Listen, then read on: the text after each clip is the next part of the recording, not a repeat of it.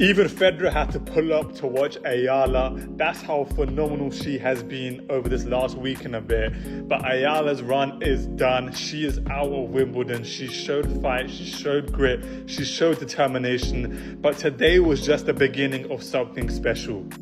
Big shout out to Jasmine Paolini, who's into another quarterfinal at Wimbledon. She beat Eala in 3 unbelievable sets of tennis with momentum going back and forth, and she just edged it out. Wimbledon rolled out the velvet rope, then realized the loudest guests packed up. Welcome back to Baseline TV. Here's the story nobody's talking about. Wimbledon just experienced something it hasn't felt in years, and when it was over, the venue didn't know what to do without it. A 21-year-old girl from the Philippines showed up and changed the entire energy of tennis's most prestigious tournament. Then she left, and now everyone's realizing how much that mattered. This isn't just about Eala making a deep run. It's about what happened to Wimbledon when one player removed all the air from the room. Let's go back to the beginning.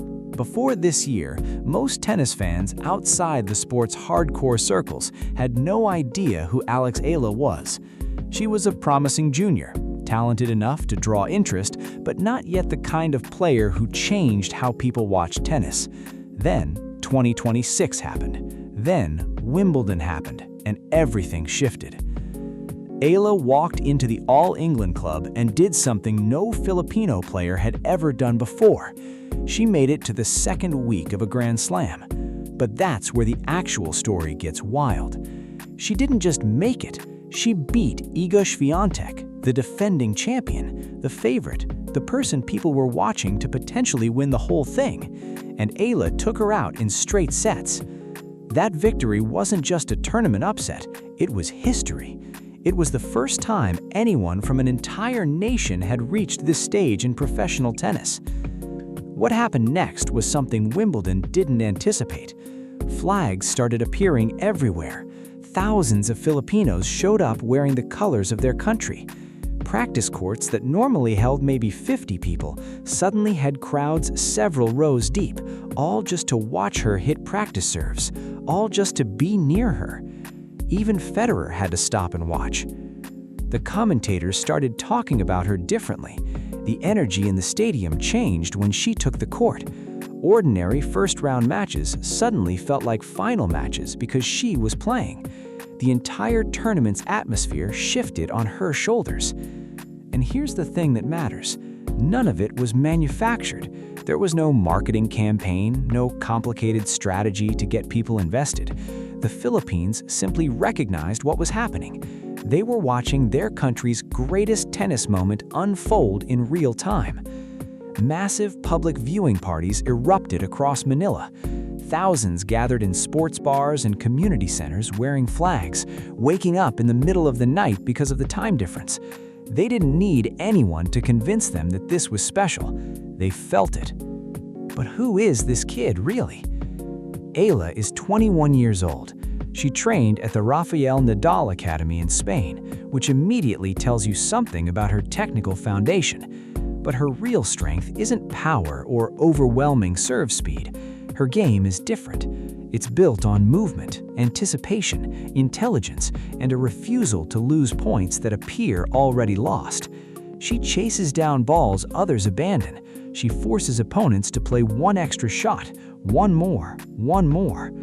She's a defensive genius who makes you earn every point, and that's not common in modern tennis. That sounds defensive on paper, but when you watch her play, it's incredibly entertaining. She's relentless. She doesn't have the explosive power of the modern game's biggest hitters, but she has something tournaments can't ignore. She makes you uncomfortable. She makes you work. And when you face a 21-year-old who refuses to give up on a single rally, the pressure builds. So when she beat Swiatek, the defending champion, people paid attention. This wasn't a lucky draw. This was a young player proving she belonged against the best in the sport. Her run at Wimbledon became even more remarkable when you consider what she did at it. She eliminated the favorite. She proved she could handle Grand Slam pressure. She inspired millions while doing both of those things. The impact was undeniable. Even fellow players felt it. The younger generation of tennis players has developed a different atmosphere than the old guard. Friendships matter more, the locker room is friendlier, and Eala became a quiet leader in that movement. She remained approachable. She stayed authentic. She didn't change who she was even as cameras followed her everywhere. That authenticity only made people love her more. But her Wimbledon journey had to end somewhere. In the fourth round, Jasmine Paolini knocked her out in 3 sets. The run was over. When that final point landed, disappointment rippled through the Philippines. No celebration, just pride mixed with the natural sadness of watching something special conclude. But even in that loss, something important happened. The conversation around Wimbledon didn't shift to who was still playing, it shifted to who had just left. Broadcasters realized that one young player had become the tournament's biggest story. Not a champion lifting a trophy at the end, just a young woman playing tennis and inspiring an entire nation while she did it. And then the real story emerged. Wimbledon suddenly noticed something uncomfortable. After Eala's exit, ticket sales didn't pick up. Attendance around the remaining matches didn't spike. The energy was different. The tournament that had felt electric when she was on court started to feel like what it always was, a prestigious, traditional, world-class tennis tournament. But that wasn't enough anymore. Wimbledon realized it had become dependent on her presence. The crowds came for her matches. People stayed late just to be near her. Fans who had never watched tennis before were suddenly investing in every stage of her tournament. When she left, something vital left with her. That's the real headline nobody expected. Not that one player had a great run, but that her departure created an actual void at a Grand Slam. Wimbledon, one of the most prestigious tournaments in sports history, had the air sucked out of it the moment she lost. That doesn't happen often. That barely ever happens. What Eala demonstrated is something the sport desperately needs to understand. Tennis depends on athletes who can attract entirely new audiences. For decades, the conversation around future champions revolved around players from traditional tennis nations, Europe, North America, a small circle of established powerhouses. Eala shattered that narrative. Every Filipino watching her prove she could win at Wimbledon got a message that maybe my country can produce champions too. Maybe the distance between local courts and the world's biggest stages isn't as far as we thought.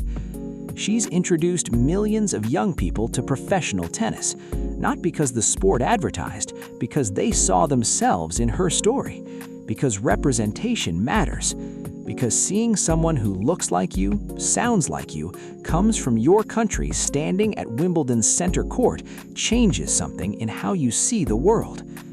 One commentator put it perfectly. We've seen the birth of a superstar in this game. The way she plays, the determination she plays with, the number of people behind her watching her play, she's box office. That's what this run was. Not just a good tournament, a star being born. A moment where the entire sport shifted slightly on its axis, and nobody quite realized it until she was gone. Looking ahead, the possibilities for Eala are genuinely exciting. She's proven she can compete with champions. She's proven she can handle immense pressure. She's proven she can inspire millions while doing both. Those qualities don't come from coaching sessions. They come from experience, resilience, and an unwavering belief that the biggest stages in sports belong to people willing to embrace them. She's already built that belief. Her Wimbledon run will be remembered, but maybe not for what people initially thought. It won't be remembered as the year one kid made a deep run at a Grand Slam. It'll be remembered as the moment tennis realized one player could fundamentally change how an entire tournament feels. One player could make a venue feel alive in a way that championship matches sometimes don't. That's a different kind of legacy. That's the power of what she brought to London. When Eala eventually wins her first Grand Slam, and the smart money says she will, people will look back at Wimbledon 2026 as the moment everyone realized it was inevitable. not because she beat one champion, but because she demonstrated something championship contenders need more than anything: the ability to carry millions of people on her back and still play her best tennis. She's 21. The sport just got a lot more interesting.